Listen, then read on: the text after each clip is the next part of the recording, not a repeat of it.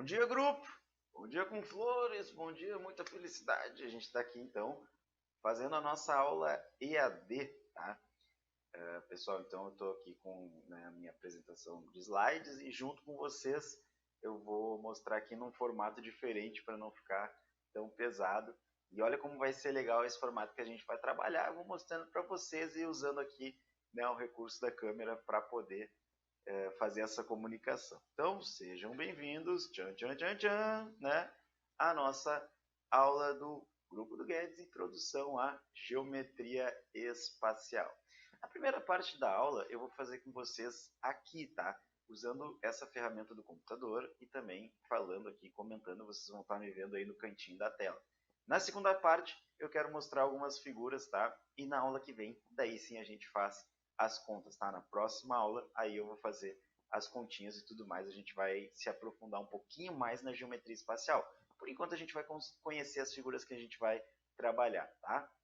Então, assim, ó, o que acontece, tá? Os conceitos básicos de geometria espacial. A gente vai trabalhar com poliedros, e os poliedros, pessoal, como vocês podem ver aí, são sólidos que são limitados por polígonos. Mas, quando eu digo limitados por polígonos, eu quero dizer o seguinte: eu quero dizer que vários polígonos vão constituir esse poliedro. Essa é a ideia. Então, assim como lá em polígonos a gente tinha, tá, figuras planas, né, com N lados, aqui a gente vai ter figuras espaciais com N sólidos. Esses sólidos são figuras planas. Então, essas figuras planas que a gente vai trabalhar são os polígonos. Ou seja, eu poderia dizer que um poliedro é constituído por N polígonos, tá? Então, basicamente é essa a ideia. Então, a gente vai limitar esse cara encaixando polígonos. A gente vai encaixar as figurinhas planas e vai gerar as figuras espaciais, tá? Os polígonos agora, eles vão ser chamados de faces. Eles vão constituir o poliedro. As faces, pessoal, se vocês olharem bem, tá? Eu deixei o meu mouse aqui, ó. Então podem acompanhar o meu mouse, ó. A gente tem aqui, ó, essa facezinha aqui, tá? Que é uma figura plana. E essa face, quando se encontra com essa outra figura plana, que é um triângulo, eles geram esta medida aqui, ó. Esta medida que é o encontro das faces, a gente chama de aresta. E quando as arestas se encontram, tá vendo que aqui ó, tem 4 arestas se encontrando? Este ponto aqui, ó, onde elas se encontram, a gente vai chamar de vértice, tá? Então, tu não pode esquecer desses conceitos básicos, pois faces são as figuras planas que constituem, então, o nosso poliedro. O encontro dessas faces gera uma aresta e o encontro dessas arestas vai gerar um vértice, tá? Seguindo. Os nossos poliedros, pessoal, eles são divididos em dois casos, tá? Eles são divididos em poliedros côncavos ou poliedros convexos, tá? Então, se vocês analisarem neste caso, acho que eu dei um tapa no microfone aqui sem querer. Se vocês analisarem nesse caso, tá? Os poliedros côncavos, eles não têm, perdão, os poliedros côncavos, eles têm aqui, ó, dois planos, tá? Porque cada face vai estar constituindo um plano. Então eu tenho um plano aqui, ó, 2 dimensões, tá? E essa face aqui, ela está constituída, né? Ela é constituída por esse plano. E aí a gente tem outro plano aqui, ó, tá? Este outro plano que está aqui, nesta outra face, eles possuem, por exemplo, um ponto aqui e um ponto aqui. O que vai acontecer? Eu consigo traçar uma reta que vai deste plano até este plano. Se isso acontecer, esse poliedro é côncavo. Já neste caso aqui, tá? Este poliedro ele é convexo, tá? Por quê? Porque neste caso não há um plano que eu coloque um ponto e leve esse ponto até outro plano e passe por fora. Então a moral é simples. A moral é, se passar por fora uma reta em algum momento, ele é chamado de côncavo. Se nunca passar por fora, ele é chamado de convexo. Tranquilo? Então, se está tudo de boas, vamos seguir, tá? Pessoal, dentro desses poliedros, tá? Existem os poliedros de Euler, os poliedros que possuem uma relação euleriana. Essa relação euleriana, ela vai me dizer o seguinte: se tu satisfizer esta equação que está aí, tá na tela, tu vai então poder dizer que esse poliedro é de Euler. Então, que equação é essa? É uma equação que me diz que o número de vértices menos o número de arestas mais o número de faces tem que ser sempre igual a 2. E aí repara no seguinte, ó, peguei, por exemplo, o nosso cubo, tá? O cubo, tá aqui ele tem, por exemplo, 6 faces. Então, o cubo ele é constituído por 6 faces, tá? A gente vai ver isso com um pouco mais de calma depois. Ele possui 12 arestas, e aí é contando, tá? Tu vai contar mesmo, ou a questão vai te dar informações para tu descobrir. Então, aqui eu conto 1, 2, 3, 4 arestas aqui nas laterais, e como as bases são quadrados, o que vai acontecer? A gente vai ter 4 arestas. Então, eu tenho 4 arestas em cima, tá? 4 arestas embaixo, 4 arestas na lateral, tem um total de 12 arestas. E os nossos vértices, tá? São um total de 8, é contando aqui, ó, 1, 2, 3, 4, 5, 6, 7, 8. A gente conta mesmo, literalmente a gente vai contar na figura, tá? Se ele não te der nenhuma informação desse tipo, tu conta na figura e daí tu descobre quanto que vai ter, beleza? Então, usando essa relação, vértices menos faces, vértices menos arestas, mais faces, tem que dar igual a 2. Nesse caso, 14 menos 12 é 2, isso é verdade. Logo, esse poliedro ele é de Euler. Mas eu já sabia isso, tá? Como que eu já sabia isso? Bom, daí eu posso mostrar para vocês, porque tem uma informação que é importante aqui para nós, que é o seguinte: todo poliedro convexo satisfaz a relação de Euler, mas nem todo poliedro que satisfaz a relação é convexo. Então tem o seguinte, ó, eu dividi em dois casos aqui, um poliedro convexo e um poliedro não convexo. Se eu contar vértices, faces e arestas desse cara aqui que está na esquerda, com certeza esse cara vai dar, né, um total igual a 2, porque ele é um poliedro convexo. Mas esse cara que está na direita não é um poliedro convexo, porém, tá? Porém, o que vai acontecer? Eu posso ter alguns casos, e este é um caso, tá? Essa figura aqui eu não sei qual é o nome. Ele é um cara que tem 1, 2, 3, 4, 5 lados aqui, né? Então ele tem 5 arestas em cima, 5 arestas embaixo e 1, 2, 3, 4, 5 arestas, 5 arestas na lateral, perdão, perdi aqui. Então eu tenho 5 em cima, 5 na lateral e 5 embaixo, eu tenho um total de 15 arestas. E aí reparem no seguinte, ó, que eu tenho 5 lados aqui e mais uma tampa e uma base, ou seja, eu tenho 7 faces. Se eu tenho 7 faces, tá? E eu também tenho 15 arestas, eu conto os vértices, daí eu já contei 1, 2, 3, 4, 5, embaixo 1, 2, 3, 4, 5, 10 também, tá? 10 também não, 10. E aí eu vou ter o seguinte, ó, 7 faces, 10 vértices e 15 arestas que eu já tinha feito anteriormente. E aí, sabendo que vértices menos arestas mais faces tem que dar igual a 2, 10 menos 15 mais 7 tem que dar igual a 2. E nesse caso, 17 menos 15 é 2. Ou seja, o que isso significa? Que esse poliedro, apesar de não ser convexo, ele é um poliedro que respeita a relação de Euler, tá? Então, nem todo, por isso que, ó, todo poliedro convexo já satisfaz automaticamente.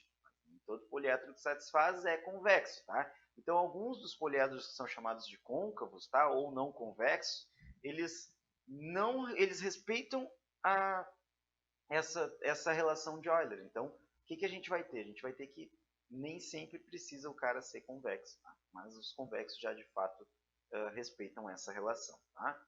Então, seguindo, um conteúdo que eu julgo ser bem importante é o conteúdo das projeções ortogonais, pessoal. Isso aqui é fundamental, porque isso tem sido questão recorrente em prova. Embora, tá? O último ano que caiu foi ali por 2016, tá? Eu dei uma olhadinha nos outros anos ali só para confirmar. E a princípio deu uma diminuída no número de vezes que caiu e tem caído de outras formas, tá? Mas a gente vai trabalhar com a projeção ortogonal direto aqui, tá? Gente, a A projeção ortogonal é uma projeção onde os planos, tá? Os planos que a gente trabalha formam um ângulo de 90 graus um com o outro. Então, assim, ó, na primeira figura aqui da esquerda, o que acontece? Se tu olhar bem, aquela reta que vai de A até B, tá? Que está um pouco inclinada, ela é projetada ortogonalmente no plano de baixo e acaba gerando uma reta. Isso pode ser mostrado pela segunda figura. Se tu olhar bem ali na segunda figura, esses planos estão ortogonais e uma forma da gente visualizar isso, tá, é utilizando aquele desenhozinho que eu coloquei ali na figura da direita. Então, para que vocês entendam o que é a projeção ortogonal, é exatamente aquilo dali. E reparem que ali no cantinho, ó, se vocês olharem bem aqui, ó, aqui no cantinho está o ângulo de 90 graus. Então, a projeção ortogonal, ela tem que formar obrigatoriamente ângulo de 90 graus entre os planos, tá? Então, essa reta aqui vai ser projetada aqui embaixo, tá? Então, a moral é projetar. Como que a gente pode imaginar isso? É pensar numa luz, certo? Você tem que tomar cuidado só com o seguinte, que a luz normalmente ela dá uma ampliada porque os raios, né, eles saem abertos, então não dá aquela impressão, né, de sair em linha reta, enfim, mas a projeção ortogonal ela mantém o mesmo tamanho, vocês têm que tomar muito cuidado com isso, porque o tamanho é exatamente o mesmo. E aí, reparem aqui, ó, tem 2 slides, né, iguais.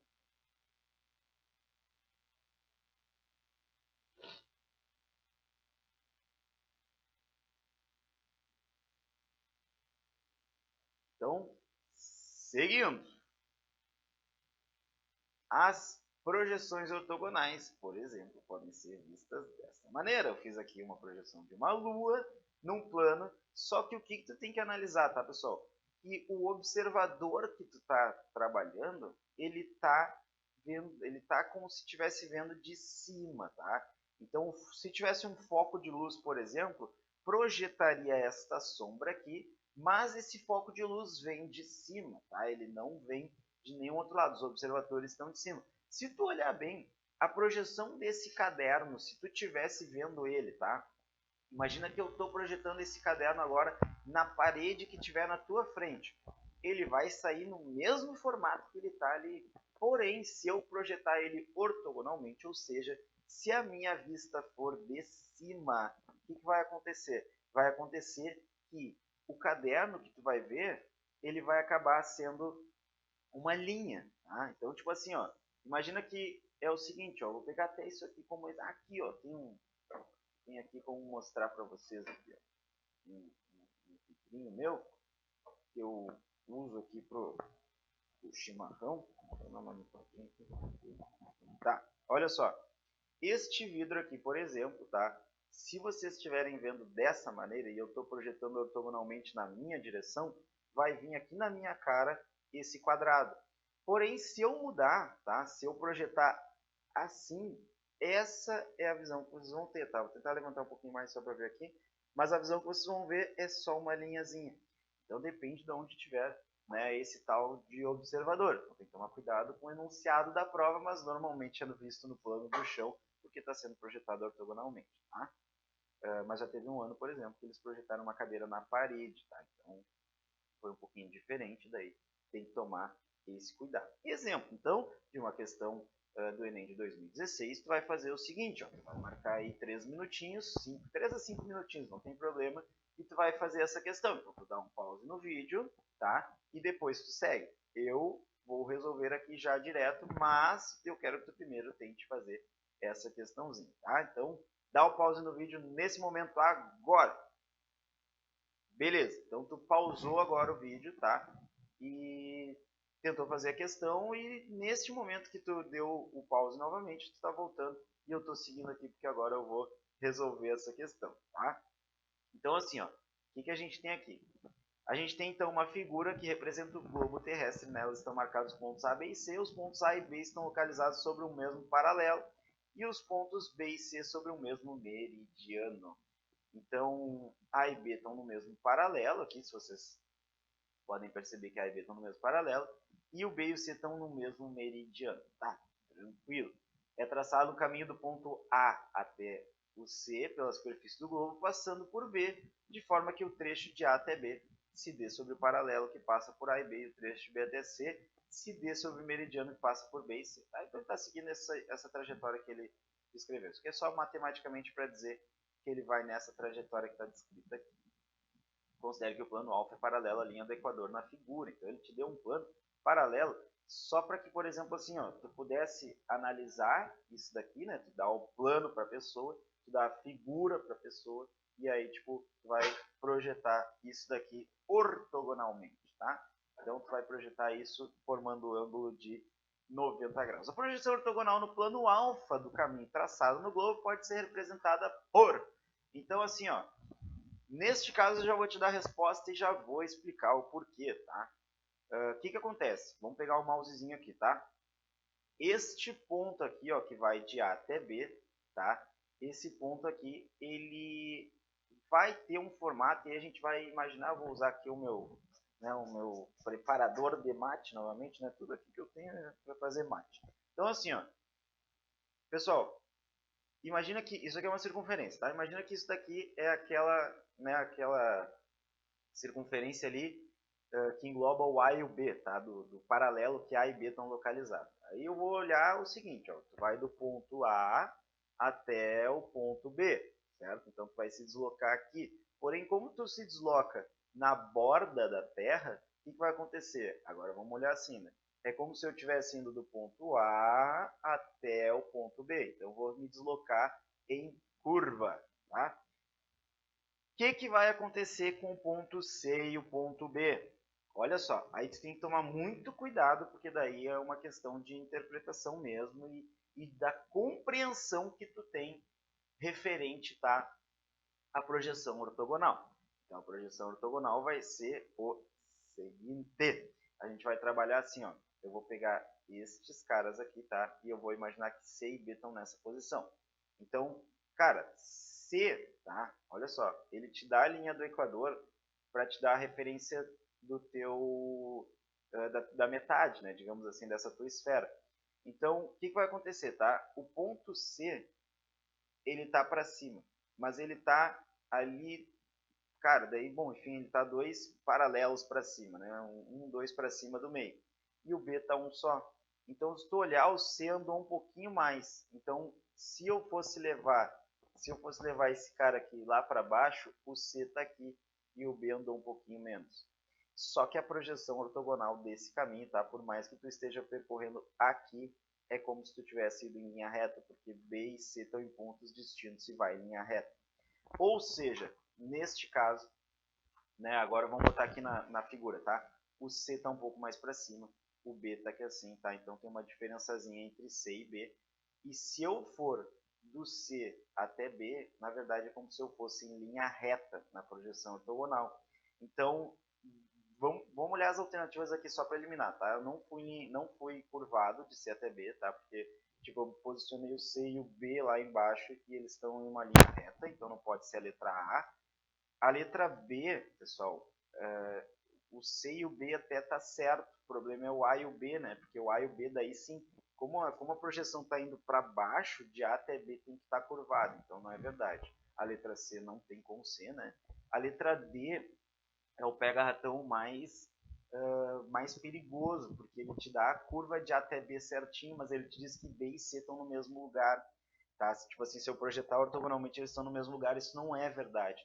Apesar de aqui de frente tu olhar, eles estão, de fato, né, de frente, eles estariam, né, um em cima do outro, mas se eu olhar de lado, ó, vamos usar o recurso aqui, ó, o C está aqui, tá? Então o C, se eu fosse para baixo, ele ia nessa linha reta.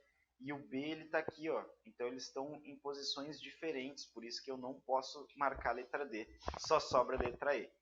Então, essa é uma questão clássica, tá? Uma questão até bem exigentezinha em termos de projeção, mas, tomando muito cuidado, dá sim para fazer. Então, vocês vão tomar bastante cuidado na hora da prova e vocês vão conseguir resolver a questãozinha, tá? Vamos adiante, tá? Porque tem outro exemplo do Enem de 2014, questão 163. Talvez alguns de vocês já tenham até mesmo visto essa questão, tá? A questão de 2014 aqui, ela te dá uma escada em caracol. Então, assim, ó, o que vai acontecer? A escada em caracol depende do movimento que tu vai visualizar, então tu tem que ler o enunciado para poder entender o que ele está fazendo.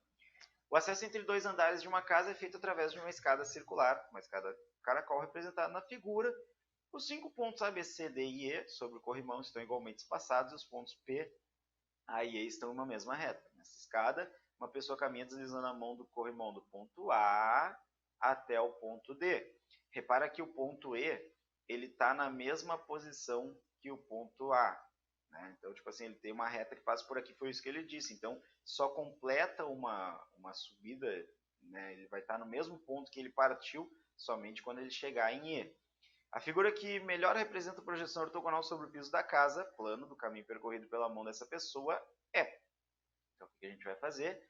A gente vai analisar este movimento. E o movimento em caracol, ele, por mais que ele seja uma subida, na verdade, se tu olhar ele de cima, tu está descrevendo um movimento circular.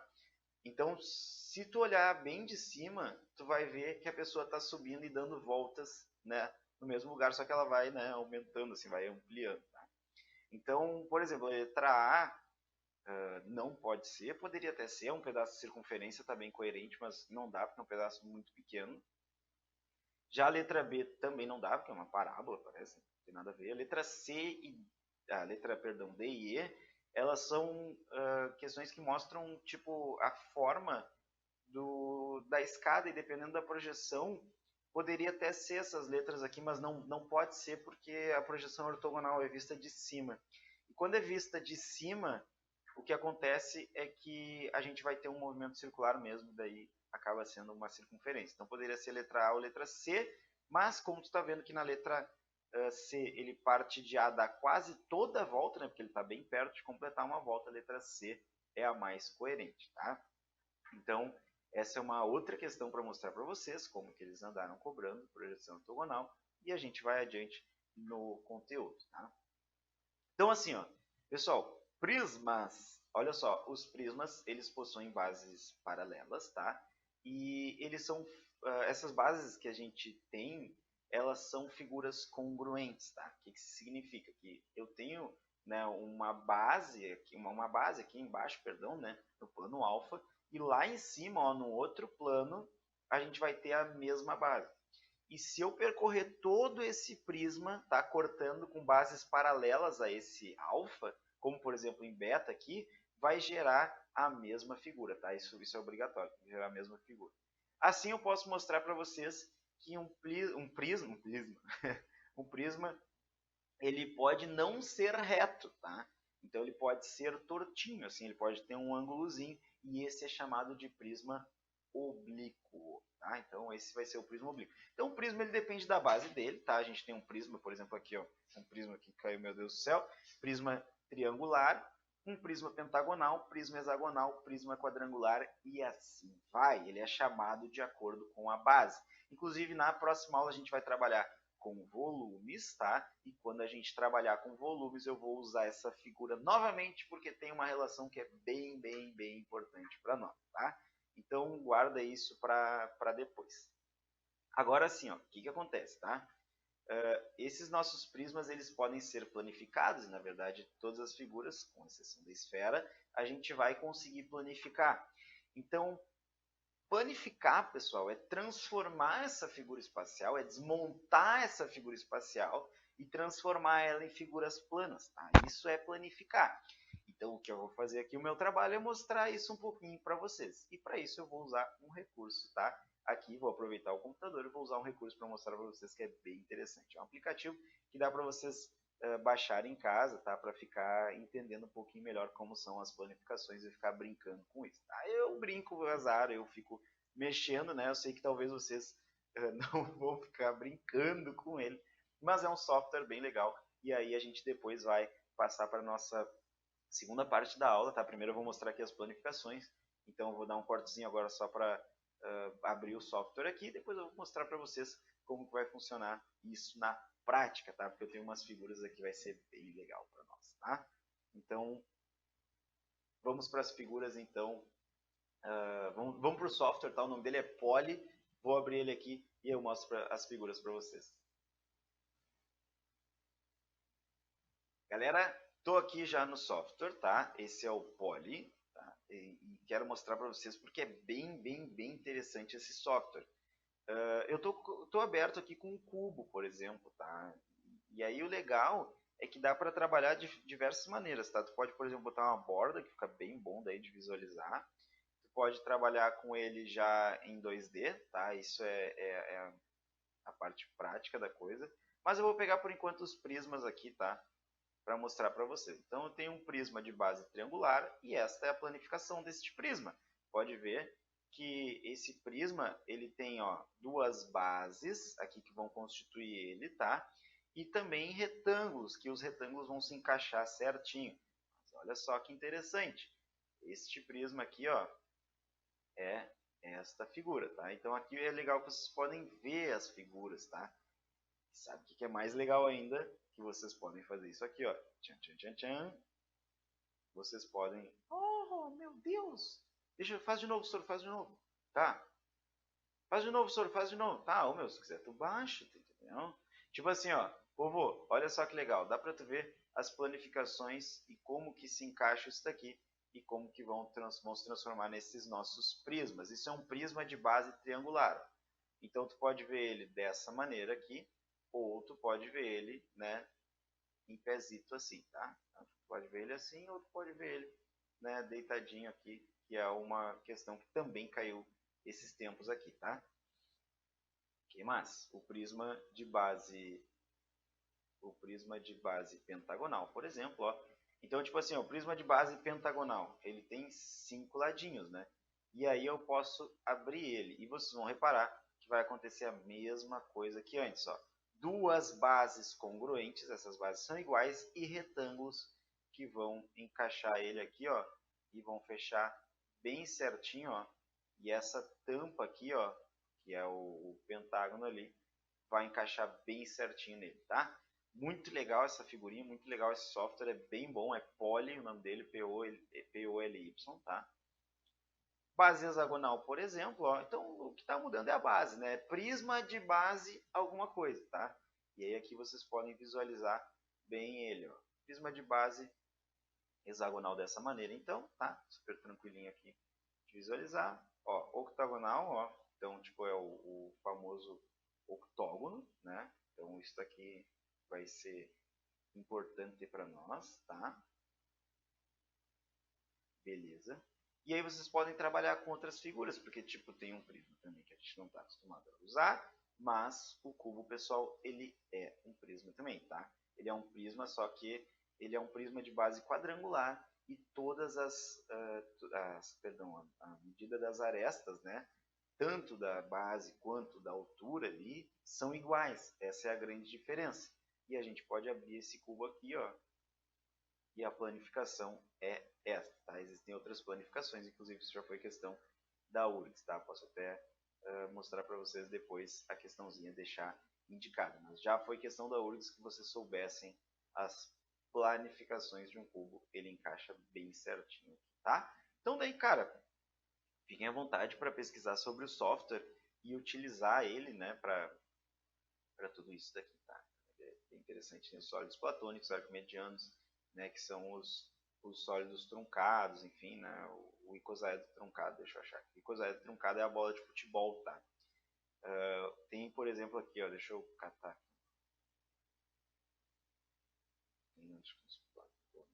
Isso. Existe um sólido que é o icosaedro, tá? O icosaedro, pessoal, ele é um sólido que tem faces triangulares aqui, né?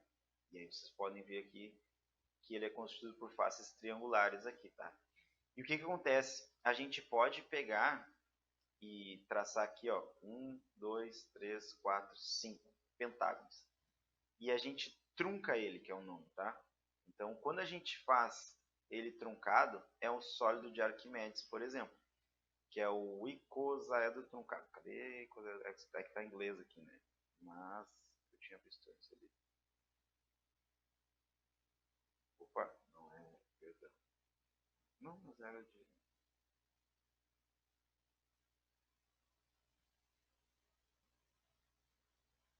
Aqui, não vi ele. E aí o icosaedro truncado é quando a gente pega aquelas figuras, tá? E corta umas pontinhas dele, e daí é o que vai acontecer é exatamente isso daqui, tá? Então, a gente tem essa figura aqui, que vai ser a bola de futebol, a famosa bola de futebol. E essa bola de futebol cheia vira a esfera. Daí, claro, né? Isso foi originalmente o que gerou a bola de futebol, mas é assim que se faz. Aí ficam hexágonos regulares e também pentágonos, tá? Então, enfim, só para vocês saibam. Então, isso é assim que se faz uma bola de futebol. Tu pega, né, e recorta todos esses carinhos aqui, e daí tu começa a costurar. Vai costurando, costurando, costurando, costurando, costurando, costurando, costurando, todo mundo, todo mundo, todo mundo, todo mundo, até que tu costure e depois é só encher, tá? Então, uma curiosidade aqui só para mostrar para vocês mesmo essa questão aqui, mas isso realmente é uma curiosidade. Então fica a dica para vocês, tá? Para vocês darem uma olhadinha nesse sólido não, nesse aplicativo que é o Poly, tá? Isso vai ajudar vocês nos estudos, quando vocês ficarem com dúvida, vocês podem abrir as figuras e quem gostar assim, mais de complemento mesmo de matéria, também vale a pena, tá? Então, o próximo passo agora é a gente trabalhar com as figuras, eu vou mostrar elas para vocês, mas não no aplicativo, vou mostrar elas na vida real, tá? Então segura aí que a gente já volta.